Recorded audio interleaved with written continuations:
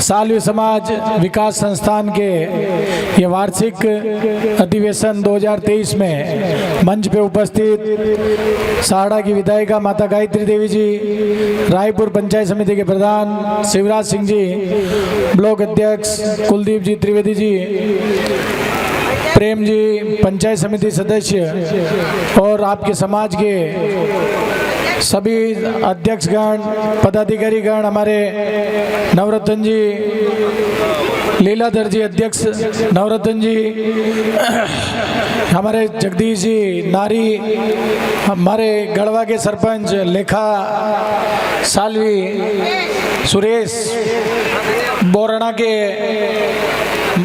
हमारे गोपीलाल जी और हमारे यहाँ के रोशन जी बोरियापुरा और नानसा के हमारे सरपंच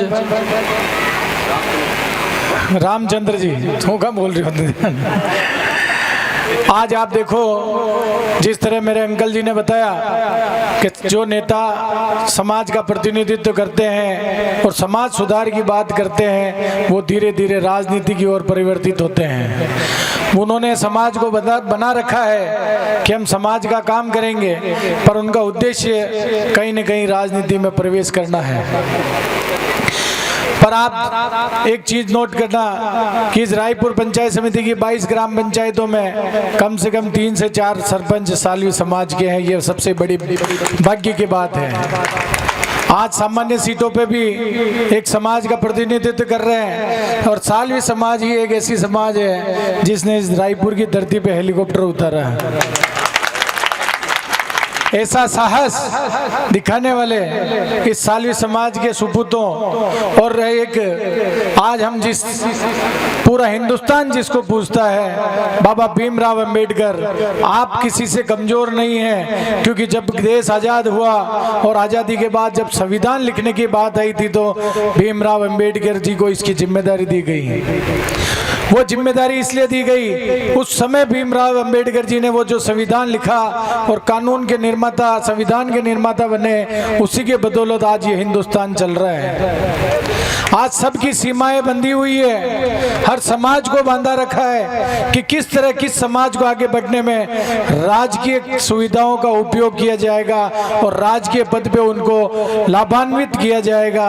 ये निर्णय आज़ादी के बाद से ही और भीमराव अंबेडकर जी को ये जिम्मेदारी दी और उसी संविधान की बदौलत आज हम सब यहाँ इकट्ठे हुए हैं। आप सब जिस तरीके से बहुत से ऐसे भामाशाह हैं जिन्होंने यहाँ आज यहाँ सहयोग दिया है, मैं उन सबको धन्यवाद देता हूँ, क्योंकि आप समझो कि जीवन के अंदर जिसने जन्म लिया उसका अंत निश्चित है। ये भगवान के आने और जाने की नीति है, पर जिसने समाज में नाम कर लिया उसको समाज लगातार याद करेगी और वो कभी न कभी इस क्षेत्र का, इस समाज का भीमराव अंबेडकर कहलाया जाएगा।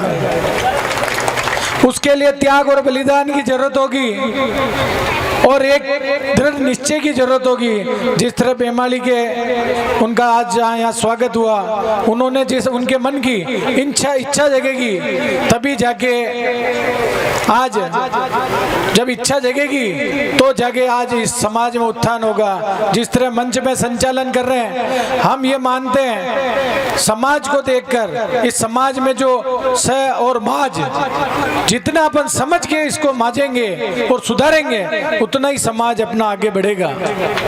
आप सबको और हम सबको हमारे को इसलिए बुलाया कि हम आपके इस समाज में सहयोग करें। हम आपके इस ये जो कार्यकाल कैलाश जी त्रिवेदी जी का था और वो अपना अधूरा छोड़ के गए और उन्होंने घोषणा की थी और उस घोषणा की बदौलत जब प्रेम जी और सुरेश जी और ये सब मेरे पास आए तो मैंने कहा आप आपके संस्था का रजिस्ट्रेशन करो और संस्था के रजिस्ट्रेशन के बाद जो कानून है उसके तहत आप हमारे से जो मांगोगे, जितना मांगोगे और जितना हम दे सकते वो पूरा देंगे, उसका एक पैसा कम नहीं होगा आपकी, क्योंकि यह समाज लगातार कैलाश जी त्रिवेदी जी के साथ है। और आज उस दुख की घड़ी में भी इस समाज ने कैलाश त्रिवेदी जी और माता गायत्री देवी जी को 42,000 से जिताया है।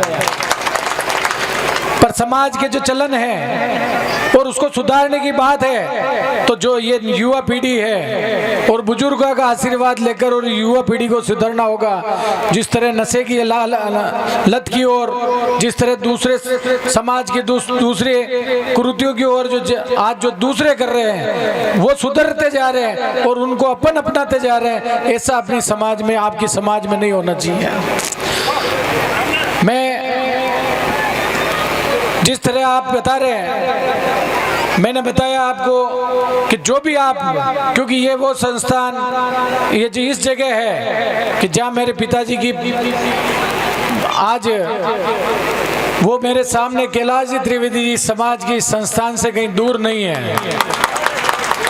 उनका स्थान और समाज का स्थान दूर नहीं है। आप हमें आपके परिवार का सदस्य समझें और आप सब जब भी, क्योंकि हम कभी मना नहीं करते, क्योंकि उन्होंने हमेशा इस समाज को आगे बढ़ाने में सहयोग किया।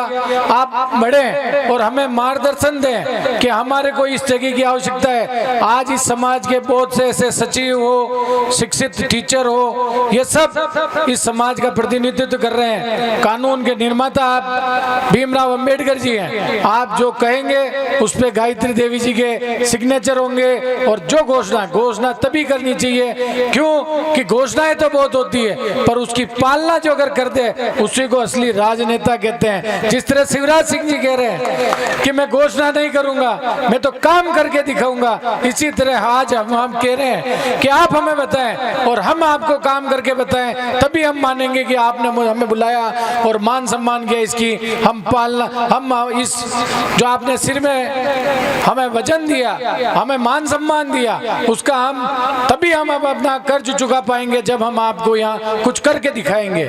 आपने बुलाया हमारे को उसके लिए। और बाकी समाज के जो भी मेरे पास आए, माता गायत्री देवी जी ने 10 लाख की अनुशंसा इस कार्यकाल की कर दी। और आपकी बस आपकी जो भी कागजी है, मैंने नारायण को जिम्मेदारी दी है। ये पंचायत राज का कर्मचारी है और ये हर काम करता है, तो मैंने इसको जिम्मेदारी दी है कि तेरे को इस एमएलए फंड से जो भी काम है वो तेरे को यहाँ लाके दिखाना है। और ये फाइल चल रही है और धीरे धीरे आपके जो भी अनुशंसा माता गायत्री देवी जी की है 10 लाख की, उसकी पालना होगी।